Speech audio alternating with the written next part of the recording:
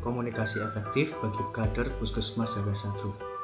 Mengapa komunikasi efektif itu penting sekali di masyarakat?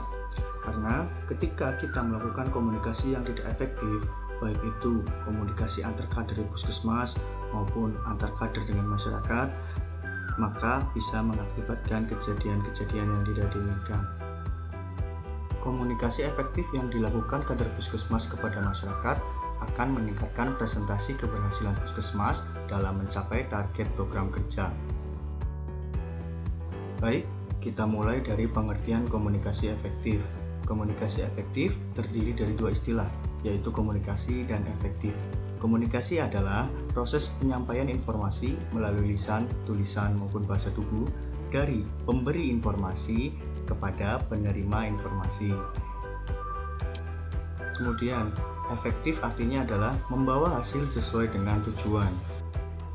Jadi, komunikasi dikatakan efektif apabila pesan dari pemberi informasi itu tersampaikan kepada penerima informasi dan si penerima informasi melakukan sesuai dengan apa yang diinginkan oleh pemberi informasi. Contoh sederhananya adalah ketika si A sebagai pemberi pesan berkomunikasi dengan si B sebagai penerima pesan. B, tolong ambilkan gelas itu. Ketika si B mengambilkan gelas untuk A, artinya adalah komunikasi yang dilakukan oleh A kepada B dikatakan efektif karena si B melakukan sesuai dengan apa yang diinginkan oleh si A sebagai pemberi pesan.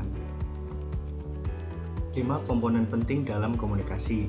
Yang pertama adalah pengirim pesan, yang kedua adalah pesan yang dikirimkan, yang ketiga adalah penerima pesan, yang keempat adalah media atau saluran. Nah, seperti tadi yang kami jelaskan di awal, baik melalui lisan, tulisan maupun bahasa tubuh. Kemudian adalah umpan balik yang dilakukan oleh penerima pesan. Ini yang menjadi indikator bahwa komunikasi yang kita lakukan itu efektif atau tidak. Ketika penerima pesan melakukan sesuai dengan apa yang kita inginkan sebagai pemberi pesan, maka komunikasi yang kita lakukan itu dikatakan efektif. Tapi sebaliknya, apabila penerima pesan tidak melakukan seperti apa yang kita inginkan, maka komunikasi yang kita lakukan dikatakan tidak efektif. Selanjutnya adalah 5 kunci komunikasi efektif dalam edukasi. Yang pertama adalah tersenyum. Walaupun sekarang kita memakai masker, tetapi senyuman kita akan tetap bisa terlihat dari kerutan di garis mata. Kemudian adalah bicara dengan jelas, santai, tidak monoton, dan yang terakhir adalah dengarkan respon dari sasaran kita dan pahami keinginan mereka. Kemudian ada 4 langkah komunikasi yang bisa kita lakukan dalam rangka upaya untuk menjaring sasaran imunisasi, yaitu SAJI. S. Salam. A. Ajak bicara. C. Jelaskan. Dan I. Ingatkan. Akan saya jelaskan satu persatu. S. Salam. Berikan salam, sapa lawan bicara kita, tunjukkan bahwa Anda bersedia meluangkan waktu untuk berbicara dengannya. Seperti Assalamualaikum, selamat pagi, selamat siang, atau selamat sore. Kemudian A. Ajak bicara. Tanyakan kabar. Tanyakan apakah anaknya sudah mendapatkan imunisasi dasar. Usahakan untuk menjalin komunikasi 2 arah. Seperti, Ibu, anaknya sudah imunisasi DPT atau belum? Ibu, anaknya sudah imunisasi polio atau belum? Dan lain sebagainya. Kemudian C adalah jelaskan. Jelaskan pentingnya imunisasi dasar bagi anak. Seperti contohnya, Pak, Bu, di masa pandemi seperti ini penting sekali bagi anak-anak mendapatkan imunisasi dasar karena anak belum tentu bisa mendapatkan vaksinasi COVID-19. Sampai sekarang belum ada program imunisasi COVID untuk anak-anak. Kita yang sudah dewasa sekarang ini tentunya pernah merasakan menjadi anak-anak. Tetapi, apakah anak-anak kita nanti pasti menjadi dewasa? Mengingat kondisi pandemi yang memprihatinkan seperti ini. Jadi sebagai orang tua, kita harus berusaha semaksimal mungkin untuk melindungi anak-anak kita. Salah satunya adalah dengan memberikan imunisasi dasar lengkap. Kemudian adalah I, ingatkan. Ingatkan kepada sasaran tentang jadwal imunisasi yang diselenggarakan oleh Puskesmas Jagasatru.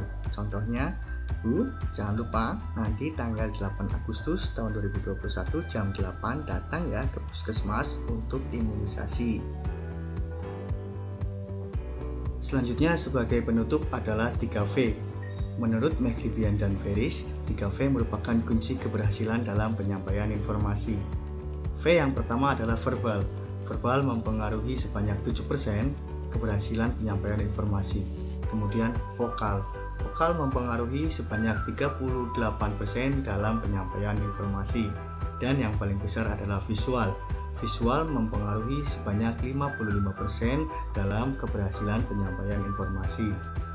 Saya berikan contoh pengaplikasian 3V sederhana yang dilakukan oleh karyawan Indomaret atau Alfamart. Verbal, selamat datang di Indomaret, itu verbalnya. Kemudian vokal,